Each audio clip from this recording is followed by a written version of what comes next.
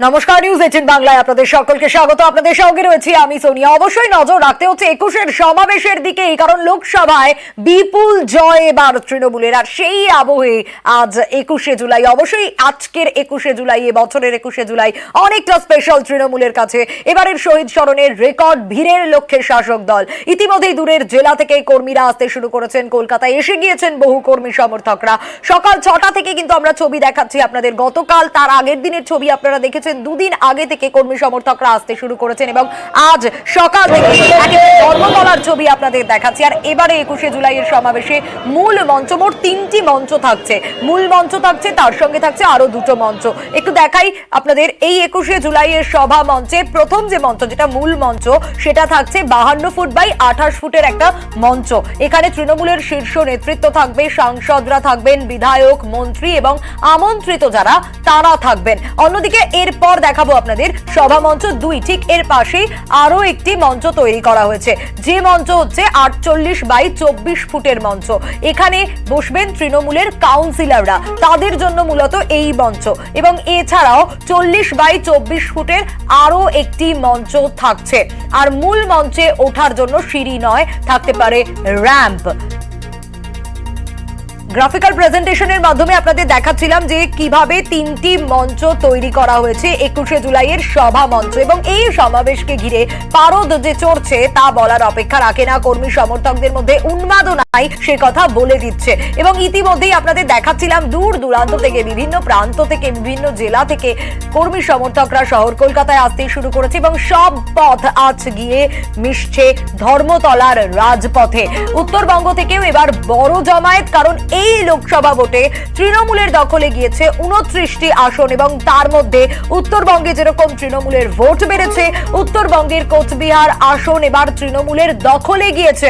Netaji indoor থেকে শুরু করে ক্ষুদিরাম অনুশীলন কেন্দ্র, Gitanjali stadium, Salt Lake stadium, eco park, central park, এই প্রত্যেকটা জায়গায় কর্মী সমর্থকদের জন্য থাকার ব্যবস্থা। গতকাল সেই ছবি আপনাদের দেখিয়েছিলাম, তার আগের দিন সেই ছবি দেখিয়েছিলাম। এবং কর্মী সমর্থকরা রীতিমতো আসতে শুরু করে দিয়েছেন। ঠিক যেটা 21শে জুলাইয়ের ট্রেন্ড, একেবারে সেই ট্রেন্ডটাই সকাল 6টা থেকে দেখা যাচ্ছে। ধর্মতলার ছবি আপনাদের দেখাচ্ছি। অবশ্যই বেলা বাড়লে এই ভিড় যে আরো বাড়বে তা বলার অপেক্ষাই রাখে না। আর তারই পাশাপাশি অবশ্যই এই মুহূর্তের ছবিটাও জানবো, কারণ কর্মী সমর্থকদের ভিড় নজরে আসছে। সোমরাজ রয়েছেন আমাদের সঙ্গে। সোমরাজ, তুমি এই মুহূর্তে সেখানে রয়েছে, একটু ছবিটা আমি জানতে চাইবো আগে।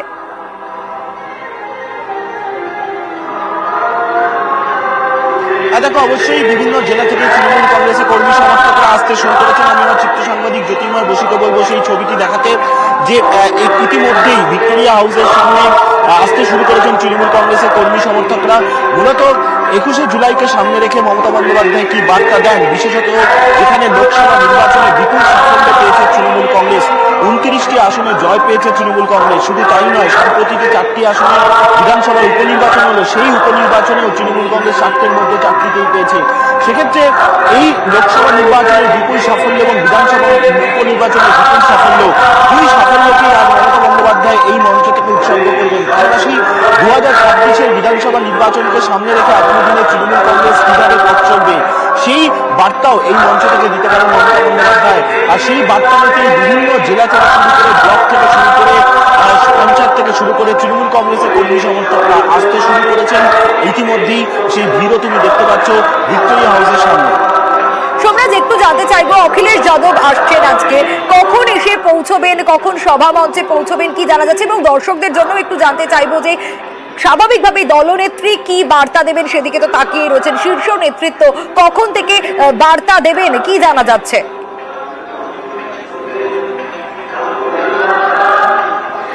দেখো, এই মুহূর্তে যে আপডেট পাওয়া যাচ্ছে, অখিলেশ যাদব মমতা বন্দ্যোপাধ্যায়ের যে বৈঠক, সেই বৈঠক মমতা বন্দ্যোপাধ্যায়ের কালীঘাটের বাড়িতেই হতে চলেছে।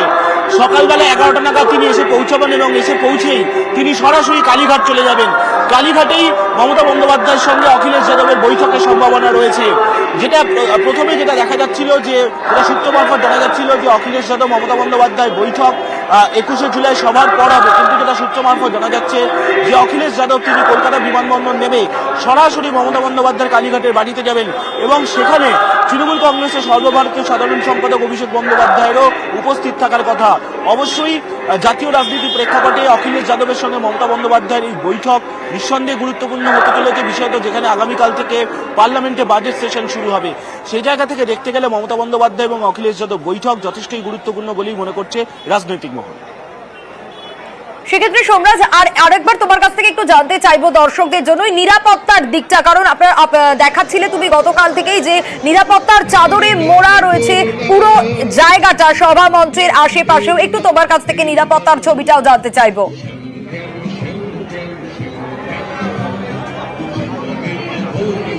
দেখো, ইতিমধ্যেই গতকাল থেকেই 21শে জুলাইয়ের মঞ্চের বিভিন্ন দিকে নিরাপত্তা ব্যবস্থা আঁটোসাঁটো করা হয়েছে। আমি আমার চিত্র সাংবাদিক জ্যোতির্ময় বসুকে বলবো ছবিটি দেখাতে। ইতিমধ্যেই তুমি দেখতে পাচ্ছ যে সেন্ট্রাল এভিনিউ কার্যত বন্ধ করে দেওয়া হয়েছে। তার কারণ তৃণমূল কর্মী সমর্থকদের ভিড় হতে শুরু করেছে 21শে জুলাইয়ের মঞ্চের সামনে এবং সেন্ট্রাল এভিনিউ থেকে ইতিমধ্যেই মিছিলগুলিও আসতে শুরু করেছেন। একদিকে পার্ক স্ট্রিটের দিক থেকেও মিছিল আসতে শুরু করেছে, সেন্ট্রাল এভিনিউর দিক থেকেও মিছিল আসতে শুরু করেছে। তাই নিরাপত্তার খাতিরে ইতিমধ্যেই সেন্ট্রাল এভিনিউ এবং পার্ক স্ট্রিট সংলগ্ন রাস্তা ইতিমধ্যেই বন্ধ করে দেওয়া হয়েছে। প্রচুর ওয়াচ টাওয়ার করা হয়েছে, মূলত পার্ক স্ট্রিট থেকে শুরু করে সেন্ট্রাল এভিনিউ বিভিন্ন রাস্তায় পুলিশ ওয়াচ টাওয়ারের মাধ্যমে নজরদারি চালাবে, ড্রোনের মাধ্যমে নজরদারি চালানো হবে। কয়েক হাজার পুলিশ, কলকাতা পুলিশের কর্মীদের মোতায়েন করা হয়েছে এবং সবথেকে যেটা গুরুত্বপূর্ণ যে ট্রাফিক ব্যবস্থা সচল রাখার জন্য বিভিন্ন রকম পদক্ষেপ নেওয়া হয়েছে। বিশেষত দ্বিতীয় হুগলি সেতু থেকে যে বাসগুলি আসবে, অন্যদিকে শ্যামবাজার থেকে শ্যামবাজার মুখে সেন্ট্রাল এভিনিউ ধরে যে বাসগুলি আসবে, বিভিন্ন দিক থেকে যে কলকাতায় তৃণমূল কর্মী সমর্থকদের নিয়ে বাসগুলি আসবে সেগুলো যাতে ধর্মতলামুখী করা যায় এবং তৃণমূল কর্মী সমর্থকদের আসতে বা সভা শেষ হওয়ার পর বেরোতে যাতে কোনো সমস্যা না হয়, তার জন্য ট্রাফিক নিয়ে একগুচ্ছ নির্দেশ মুখ্যমন্ত্রী মমতা বন্দ্যোপাধ্যায় দিয়েছেন। গতকালই তিনি জানিয়েছেন যে পুলিশকে বেশ কিছু নির্দেশ দেওয়া হয়েছিল মূলত ট্রাফিক ব্যবস্থা সচল রাখার জন্য। ফলত সব মিলিয়ে কলকাতা পুলিশ প্রস্তুত। গোটা 21শে জুলাই নিরাপত্তা ব্যবস্থাকে ইতিমধ্যেই সাজিয়ে তোলা হয়েছে এবং কলকাতা পুলিশের প্রস্তুত যাবতীয় বিভিন্ন বলা যায় যে বিভিন্ন রকম পদক্ষেপ নেওয়া হচ্ছে যাতে 21শে জুলাই এই সভাকে শান্তিপূর্ণভাবে রাখা যায় এবং অবশ্যই প্রচুর পুলিশ মোতায়েন করা হয়েছে গোটা 21শে জুলাই সভাকে সামনে রেখে। একেবারে সোমরাজ, দিনভর নজর থাকবে এবং যেমনটা সোমরাজ বলছিল এবং আমরাও বলছিলাম আপনাদেরকে যে বিভিন্ন প্রান্ত থেকে কিন্তু কর্মী সমর্থকরা আসতে শুরু করেছেন। সুন্দরবনের ছবিটা একটু দেখাবো। শুধু যে ট্রেন বাস গাড়িতে কর্মী সমর্থকরা আসছেন তা নয়, একেবারে নৌকো করে কর্মী সমর্থকরা আসছেন, সেই ছবিটা আপনারা দেখুন। একেবারে 21-এর সভা মঞ্চে যাওয়ার জন্য, 21-এর সমাবেশে যাওয়ার জন্য কর্মী সমর্থকরা আসছেন নৌকো করে। হিঙ্গলগঞ্জের ছবি আপনাদের দেখাচ্ছি। কালিন্দী নদী পেরিয়ে কলকাতার উদ্দেশ্যে রওনা কর্মী সমর্থকদের। একেবারে নৌকো করে পেরোলেন কালিন্দী নদী আর তারপর শহর কলকাতার উদ্দেশ্যে রওনা। অনুপম রয়েছেন আমাদের সঙ্গে, অনুপমের কাছ থেকে জানবো। অনুপম, বারবার মমতা বন্দ্যোপাধ্যায় বা শীর্ষ নেতৃত্ব তারা বলেন যে 21শে জুলাই তৃণমূলের আবেগে কর্মী সমর্থকরা আসেন।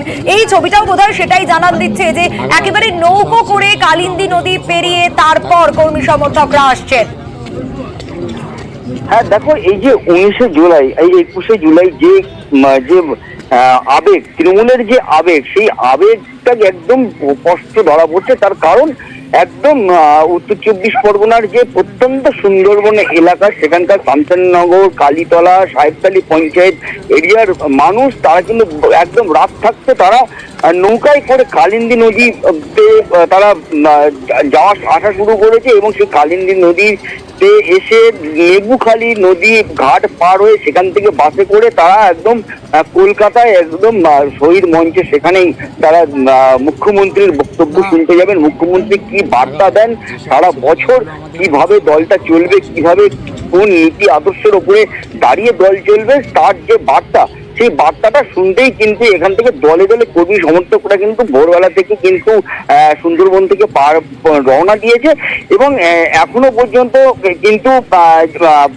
প্রচুর মানুষ কিন্তু তারা নদী পার হয়ে তারা কলকাতার উদ্দেশ্যে রওনা দিয়েছে এবং এখনো কিন্তু প্রচুর মানুষ তারা কিন্তু নৌকায় করে নদীতে আসছে। তারাও কিন্তু নদীর পথে কিন্তু নৌকায় করে নৌকা থেকে নেমে তারা কিন্তু গাড়ি পথে, সড়ক পথে তারা কলকাতার উদ্দেশ্যে যাবে, এমনটাই কিন্তু জানা জানা যাচ্ছে। তবে এই যে আবেগ, এই আবেগের মধ্যে কিন্তু আরো একটা স্পষ্ট জিনিস ধরা পড়ছে যে শুধু যে তৃণমূল কর্মী না, যে তৃণমূল কর্মীর সঙ্গে কিন্তু সাধারণ সুন্দরবন প্রত্যন্ত এলাকার সাধারণ মানুষও কিন্তু আজকে মুখ্যমন্ত্রীর যে বার্তা, সেই বার্তা কিন্তু শুনতে কিন্তু এলাকার মানুষ কিন্তু তারা কিন্তু শহীদ মঞ্চের দিকে কিন্তু রওনা দিয়েছে। বেশ অনুপম।